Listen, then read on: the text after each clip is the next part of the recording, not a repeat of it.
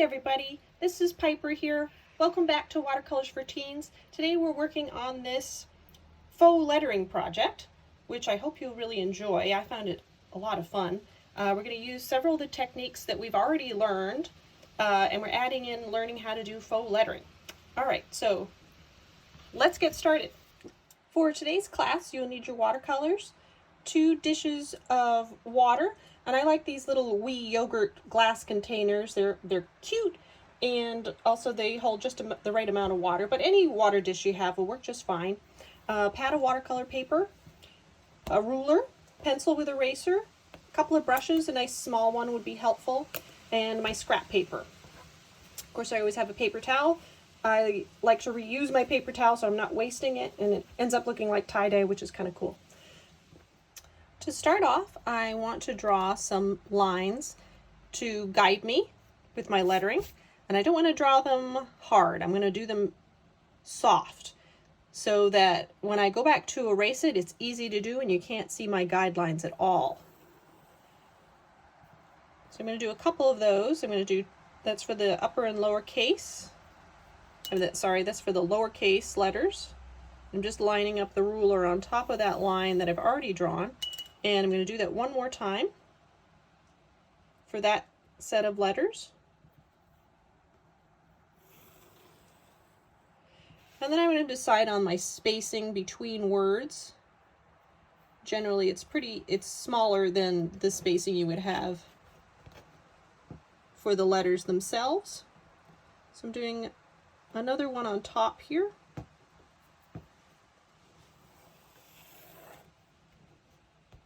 And then I can just draw on the top of the ruler.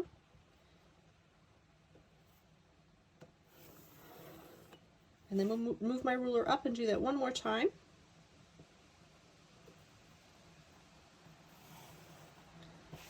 So I'm going to do Be Creative for my lettering. I want you to think about what you could do. You definitely don't have to do Be Creative. Whatever speaks to you. It could be your name. It could be a little short phrase that means something to you. It could be adventure awaits, be kind, anything you can think of. But let's just keep it short for today so that you can fit it all on this one page pretty easily and you don't have to go too small. Okay, so when I do this lettering, I like to have my scrap paper, as always, and I'm going to draw a line on that.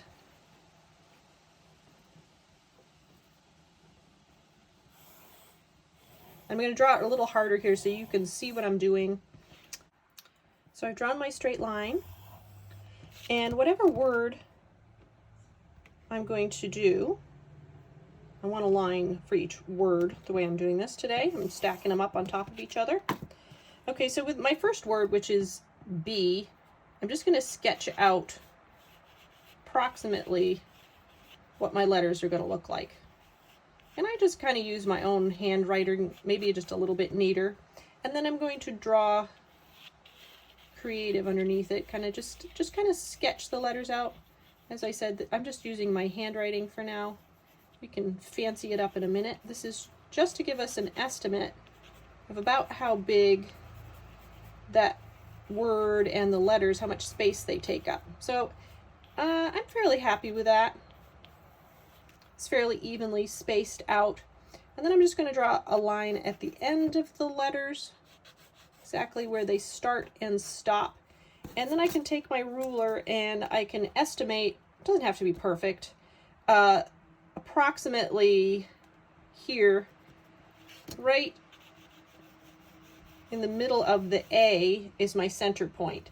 And with my top word, I mean, I probably don't have to even measure it. I could tell that it was right between the B and the E. So while I'm doing this lettering, I'm not going to start at the beginning of the word and work to the right the way we normally would.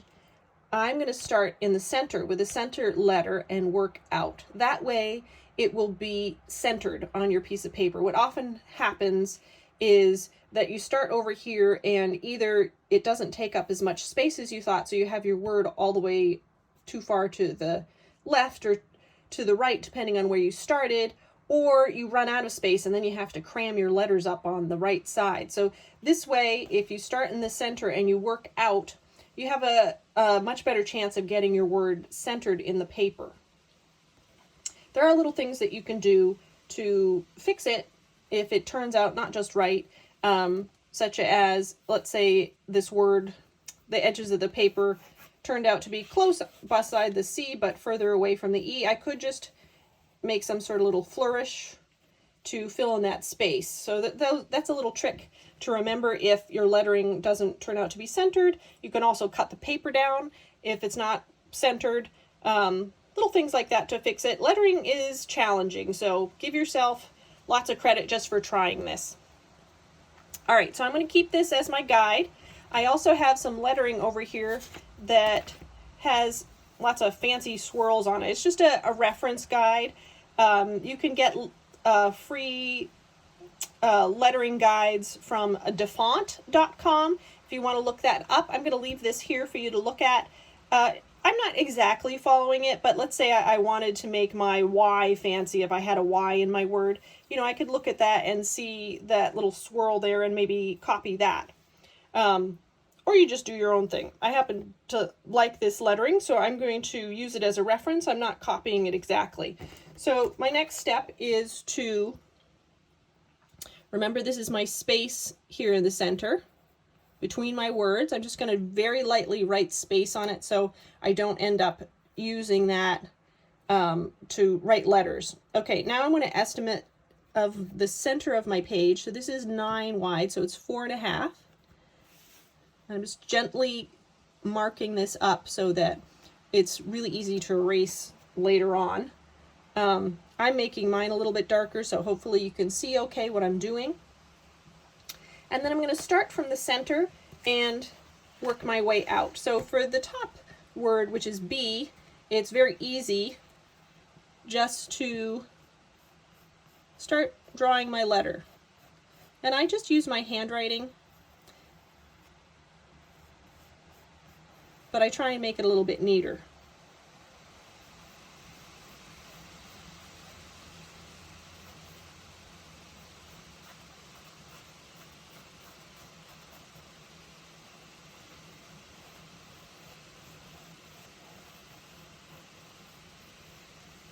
And you can see I'm kind of drawing it. I'm not just writing. I'm sketching it out. And now I'm going to do my creative, and I'm starting on my A because that's the center for me, for my word. Your word will be different than mine.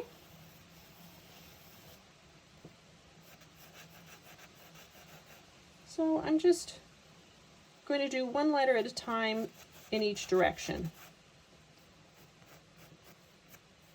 Trying to look at my spacing, how far apart is my spacing, think about how much of the word I have left.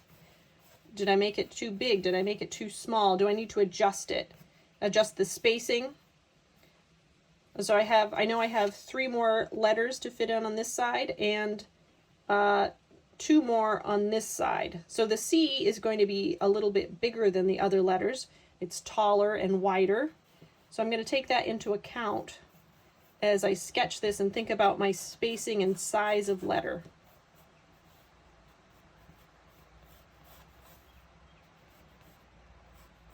So that C is fairly large. Now I'm coming over to this side.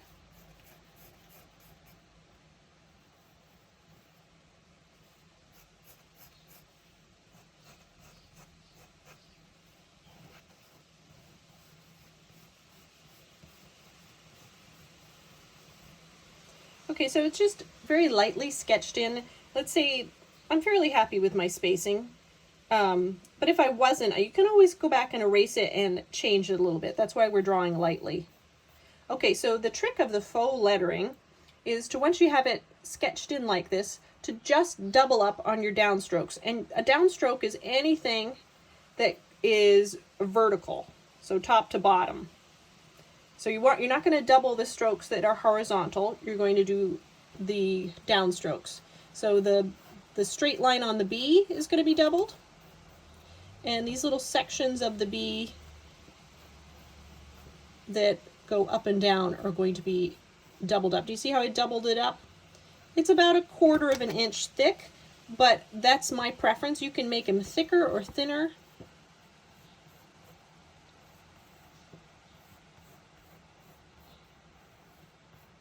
Okay, so this part is now looking like hand lettering. Now you may be wondering, well, why don't you just do hand lettering, Piper? And because I really struggle with it, and this is a way to do it.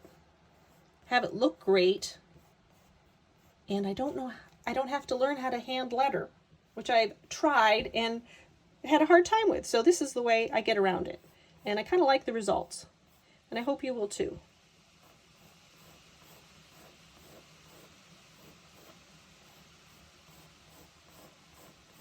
And I'm making this C a little bit thicker than the other letters because it's the first letter in the group. And I can look at what my C is doing here. I don't have to do that, but maybe I want to. I kind of like that loop that was created by the top there. Top of the C loop. Okay, and I might not look at these other letters. I might just do my own handwriting for the rest of it. And I'm thinking about which side I want to double up on. Because I could have doubled up over here, I could have doubled up over here. You just have to think about what will look best for your letter. So maybe over here was a little tight with the C, but I have a little bit more space there. Maybe I want to double it up on the other side for the E. Get my spacing right. It's another way to adjust your spacing as you go. Trying to decide which side to double it up on. And with this A, I definitely want to double it up on the side next to the T because there was quite a bit of space there. And I'm going to double it up on the inside, on the other side, because it's too tight to double it up on the outside. And I'm going to keep those strokes thin on the inside of the A. And for the T, I'm going to double it up on the right side because I have more room there. And I think it'll just look better. The I think I'm going to just kind of go middle spacing for the doubling up. And keep estimating the widths here. Try and get them fairly uniform. I can add a little, subtract a little as I look at it. Keep adjusting. So I'm going to, this stroke isn't exactly up or down. It's a little bit diagonal. So when I look at it here on my, it's not hard to, a little bit hard to see, but it's only doubled up on the left-hand side of that slant. So I'm going to follow that and just do one side doubled up. And for my E, I think I'm going to double up the inside. Widen it up a little bit. Okay, so I'm going to make mine look like cursive, although it's not really cursive, by connecting the stroke between the letters.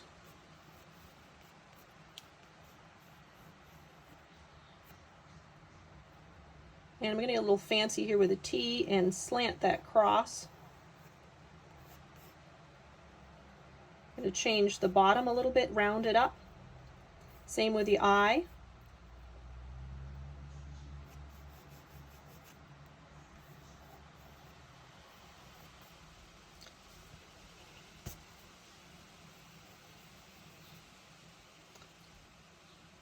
Now I'm going to get that rounded a little bit too on the top of the V.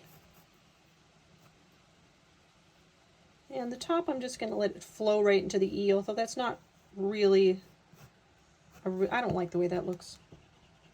Change my mind. I'm going to have it flow right to the top. Isn't it nice to be able to erase? Maybe I'll do something fancy right there for my V. Okay, so I can see that the spacing there is a little off, so I might change that just so it looks a little more uniform. It's the only one that really looks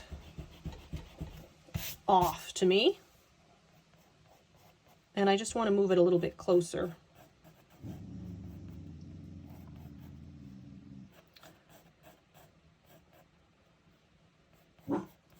Oh, that's my dog. You can hear her in the background.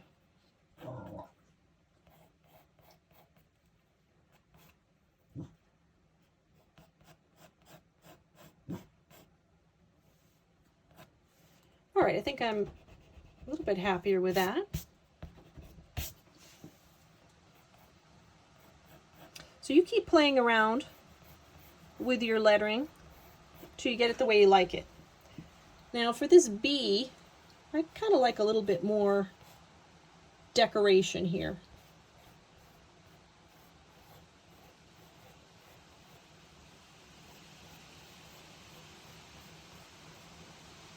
Kind of like it to look like a bee. This is how the bee was flying around. And I'm going to have it connect with my sea swirl.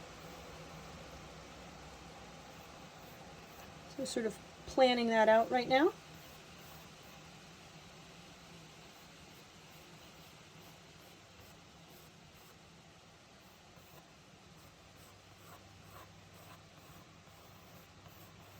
And you can do this anywhere on your piece. You could connect the E with a swirl. You could do swirls underneath. Those are actually, when they're separate from the letters, they're called cartouches. Interesting little fact about lettering. And now I'm going to just neaten up my B and connect my B to my E. I could also do some fancy little ending here to the E. I'm going to erase that line that says space on it. And I'm just going to clean up my line drawing a little bit. So if I have extra lines that I don't want to show, I'm going to just clean those up right now. Because once you've got the watercolor paint over the top of the pencil line, it's permanent. You will see, if you're doing really dark colors, you might not see it, but you definitely can't erase it.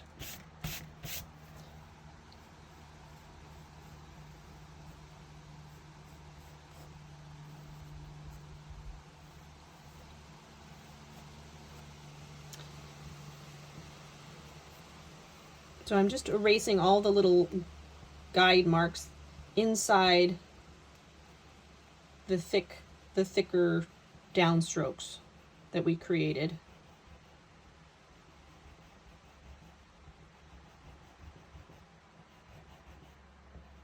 And any extra little lines, like that line that we marked the middle point.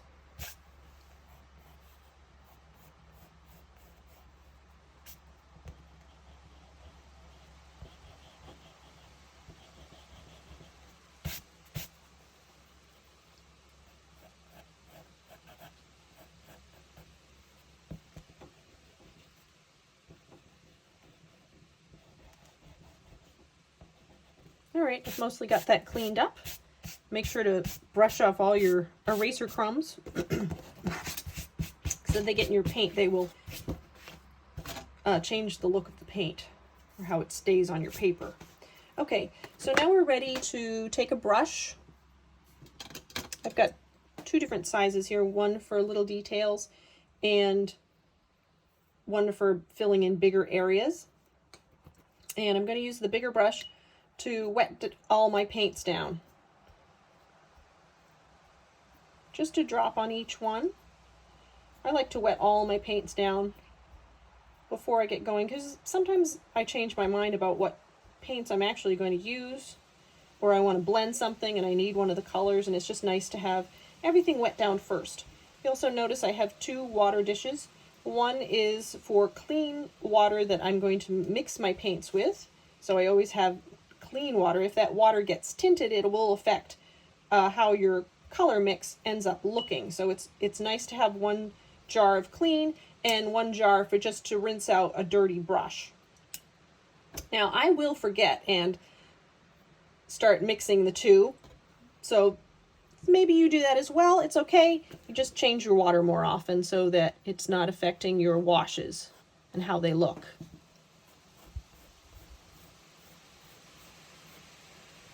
All right, I'm just gonna make sure you can see that okay. These lines are darker than I would have them if I were just painting to make a piece of artwork as opposed to showing you what I'm doing. So these lines are darker so you can see them, but for yourself, I would lighten them to the point where you can just see them. Now I have a little bee in the center of my artwork here that I think I'm going to sketch out, and I'm also going to do watercolor technique on the bee. So if you want to add a little bit of art, just a drawing that would help with your communicating your idea from whatever words you're doing, I think that's a great little addition to make this a fun piece of artwork.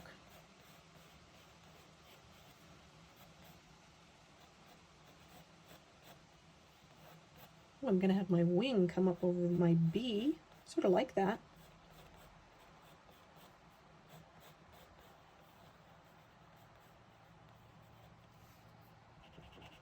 I'm going to erase the bottom of my bee and have the wing over the top of that area.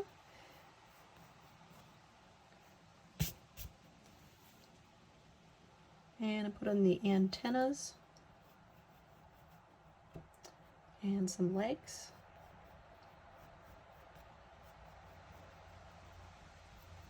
So make sure your illustration, whatever your drawing you're doing, matches with your lettering, makes sense with your lettering. And I'm really not going to draw a lot of detail in here because I'm going to be using a wet into wet technique that floods the area. So I'm not really drawing little details here. Just the bigger details. Okay, so I have my little bee in, and that's really all I'm going to sketch for now. I'm going to get rid of my guidelines, my straight lines that I used in the beginning to map out my lettering.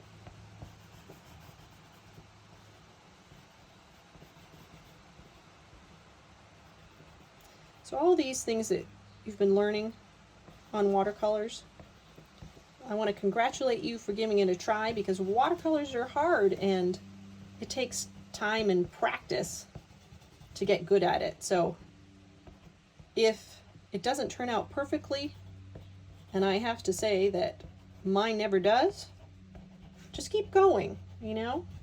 You'll get better at it, and sometimes your mistakes are the best part of the painting, at least with me. Like, I like the way that wing covered up the bee, but I didn't really plan it that way. It just ended up being that way, but I like it. Now, if I hadn't liked it, I could have moved it, I could re-sketched it. That would have been okay too. All right, I've got rid of most of my guidelines now, so I can just see where I'm going to paint. And remember to lighten those lines for yourself. Don't have it as dark as mine because it'll really show up in your artwork.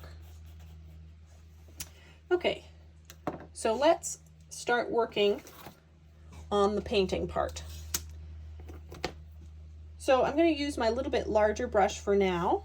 I'm going to take clean water using a wet into wet technique. I'm going to work from the upper right down to the lower left because I'm left-handed. If you're right-handed, work from the upper left and work down to your right. And that's so that your hand isn't dragging through. If I started here and I did the C first, and then I went up to do the B and it was still, the C is still wet, I'm apt to smudge it with my hand. So if you can remember to work in the direction of whatever dominant hand you're using, that'll help you not smudge your work. So I'm going to start with this E, and I'm wetting my brush, and I'm just going to flood the inside. I'm using quite a bit of water to flood that area. It's a little too much. I'm going to make sure I don't have a puddle, but I do want it wet. And when I'm coming through those little strokes that are thin, I'm going to use a little less water, but I'm wetting the whole C down, okay? And then I'll decide, well, what color do I want to use for that? And I think I'm going to go with yellow. I really want to see how much I'm mixing the paint and the water. I'm really getting a thick paint mixture, and I want a lot of paint in this mixture because I've already got water on my E, and I want to build up some really nice bright colors for this piece of work. And I'm just dropping the color into that little bit of the E and maybe helping it around a little bit. You see how it bloomed right there? That's kind of what I'm looking for. So if it's not, see how it's not blooming there? I know that my paper is a little too dry. I probably should have mixed up my yellow first and then wet the paper. I would be more ready to go. Okay, so let's see. I'm going to use a little bit of orange in the end there. And watch how it blooms out. And if it doesn't go as far as I want, I can just touch it again and get it to bloom a little bit more. I think I'm going to switch to the smaller brush for this and just help it along a little bit by adding a bit of water. See if I can get more bloom. My dog likes to howl when she hears things. Thank you, Aggie. And I'm going to go back for another color to add to the end of that E. I'm really looking for nice bright colors. You don't have to go for bright colors if you don't want to. Let's say you get it too bright. You can always go back in with a clean brush and just pull it back out. All right, let's move on to the B. And it is good to have a color plan for yourself. What do you want to do with your colors? What colors are you going to use before you get to this point? So I've already got a color plan because I've actually already done this piece of artwork. So I'm doing it a second time. So I know what my plan is before I start. Thanks, Aggie. She's a tough dog. At least she thinks she is.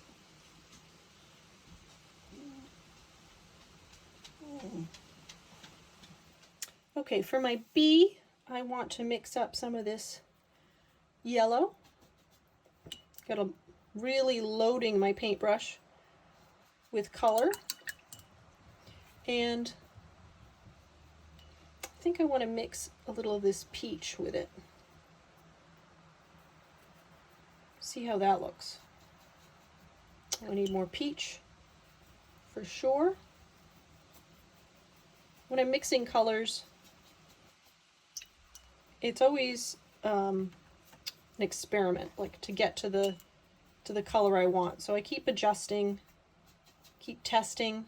And if I don't like the color, which I'm not really crazy about that color, I'll just abandon it or add something different to get a color I like. I was kind of wanting a tangerine color, so I think that looks good. I'm going to test it on my scrap paper, and I like that. Okay, so I'm going to use that tangerine color and maybe a little of this yellow for my B. Okay, so I'm going to start with a tangerine color, and I'm going to flood that area, the top of the B, maybe help it around a little bit to fill in the little corners here and there. Pull it across.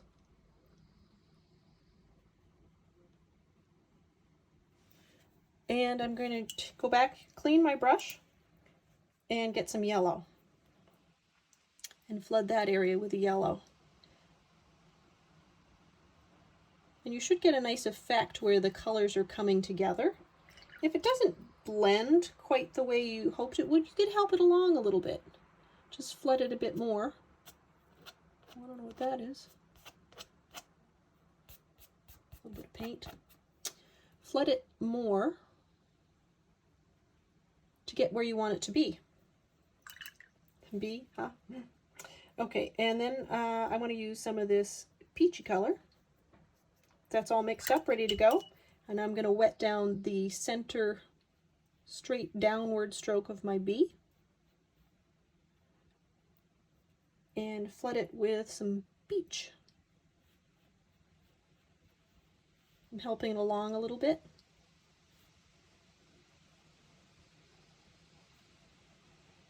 So I want a little bit more peach flooded in there. You just keep adding it.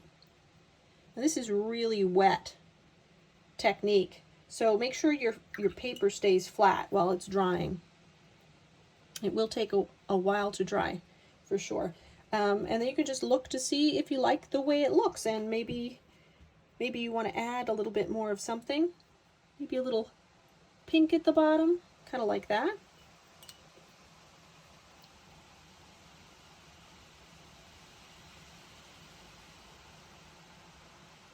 Help it along a little to make it sort of an interesting gradient. Okay, now I'm going to skip this wing for now because the bee is so wet. And if you remember, if I wet that wing down right now, these colors would come flooding in here and bloom. And if that's the look you want, go for it.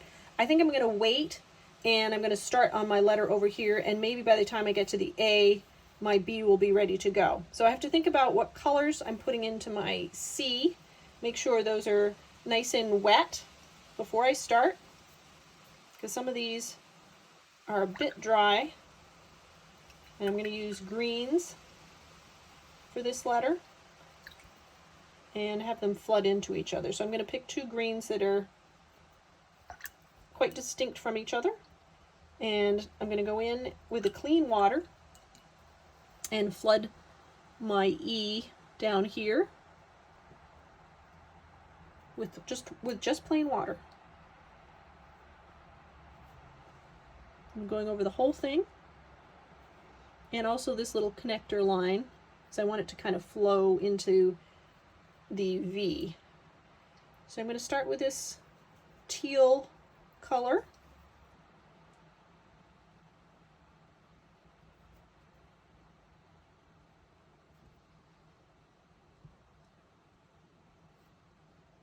Help it along the little narrow parts, which for some reason it doesn't seem to flood quite as much. I'm going to clean my brush from the dirty water dish and go back for this pale green. I'm going to make sure it's really a lot of paint in that mixture. And go back and drop it in the top of my E. Help it along a little bit.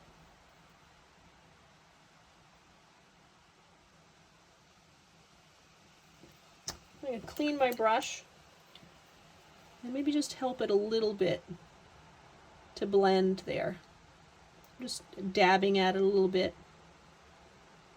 pulling down one color over the next. And clean my brush again. And if I have a little spot like on this section of the E, I can clean it up a little bit. It's never going to go back to straight white paper when I've used such a dark color, but I can clean it up a little bit, and probably no one will notice but me. All right, so I'm going to look at my E, see if I like it. I might go in with an even darker color at the base. Got a nice gradient going on there, but I wanted it just a little bit darker here.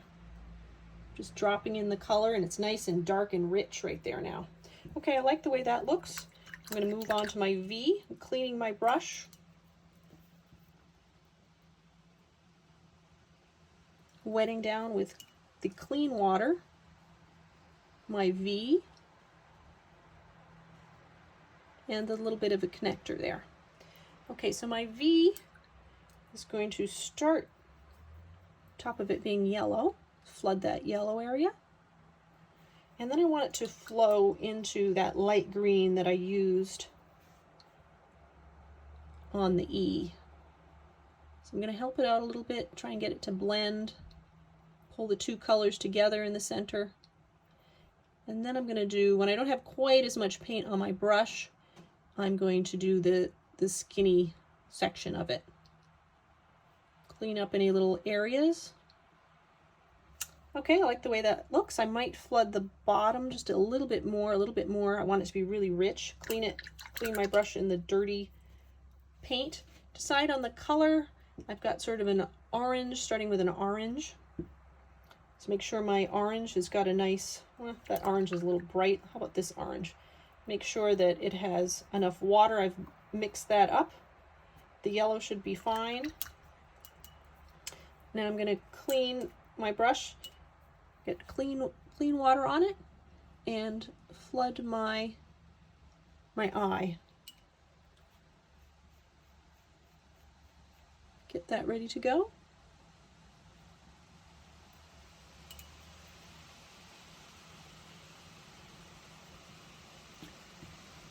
All right, and for my eye, I've started off with kind of a tangerine for the top.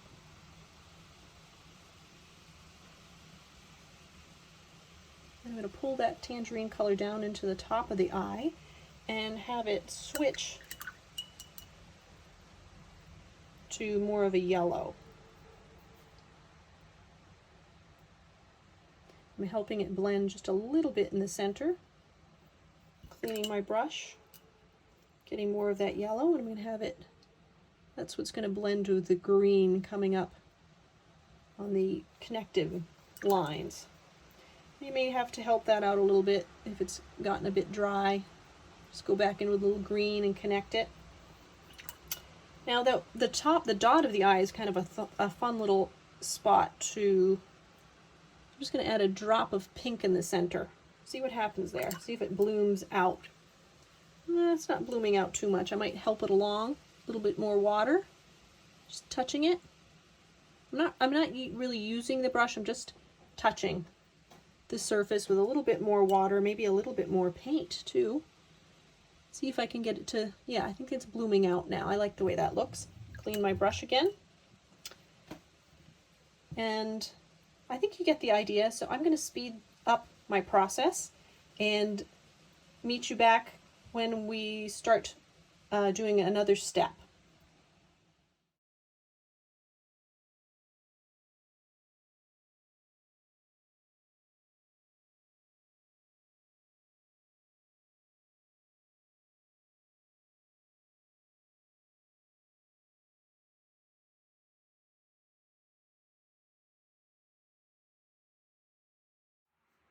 Okay, I finished my lettering, and it's still a little wet, so I'm going to be careful not to smudge my hand over it. I've switched to a little bit larger brush, and I've cleaned my water. So I'm ready to go again, and I'm going to just use some leaf and petal strokes.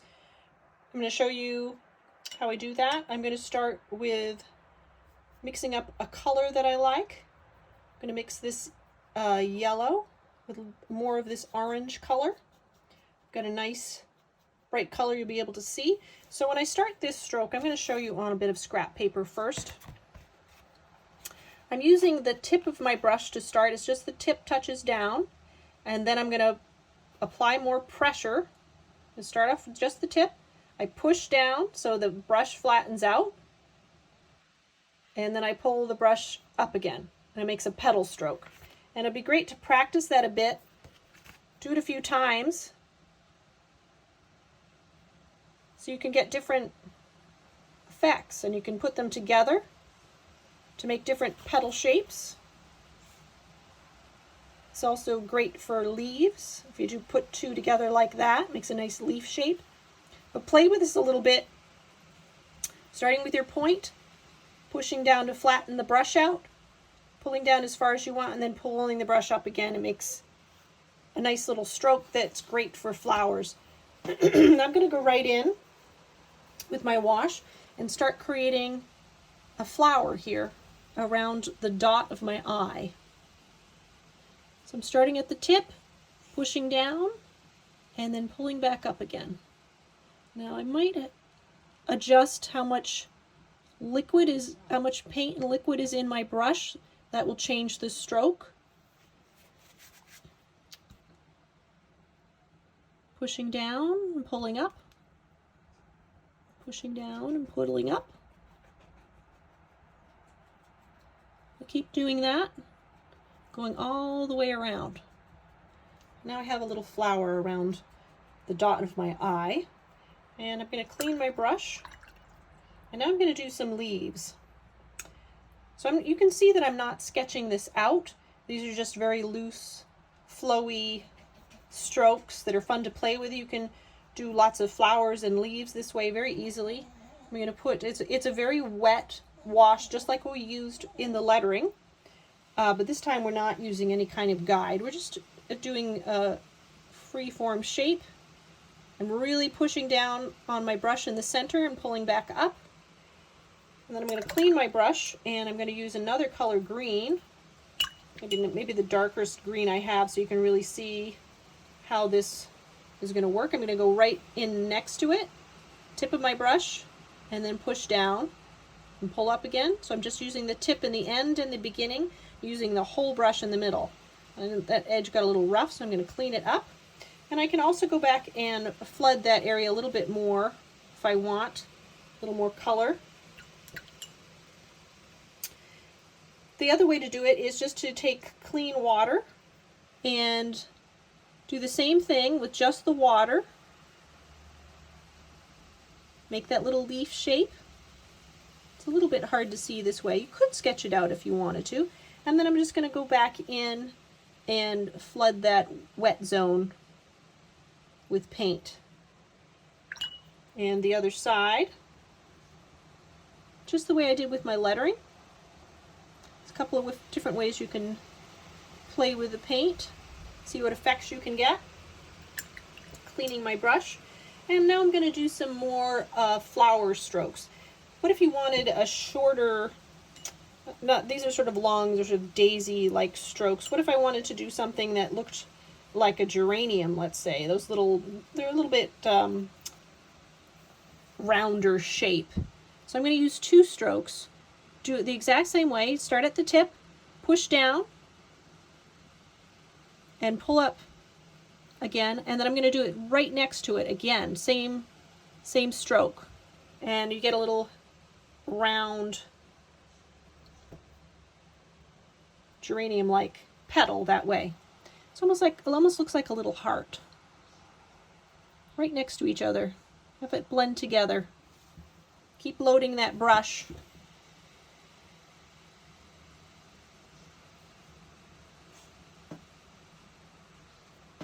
And I have some nice petal shapes.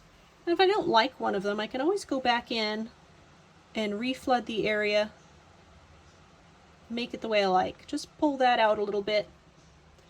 I kind of like the way that looks. So I'm going to clean my brush and move on to another color. I'm going to try this blue over here. You can always test it to see if I like the way that it looks. And I do like that color a lot, so I'm going to go ahead and use that and put in some of these petal strokes.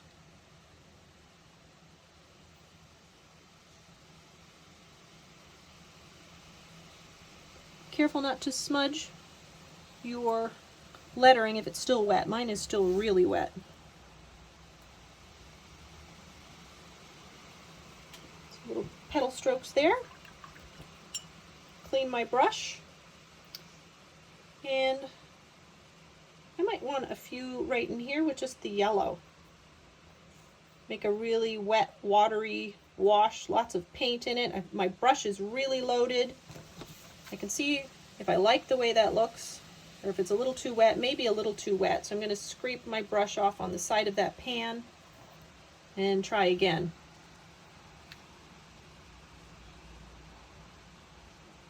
And I could do the same thing with a double stroke, but make a different kind of petal with it. Change the size if I want to.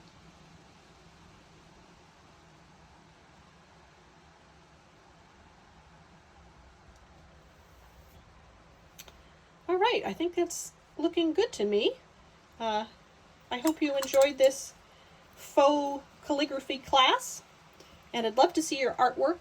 So if you would like to send that to me, my email address is piper at rivertreearts.org.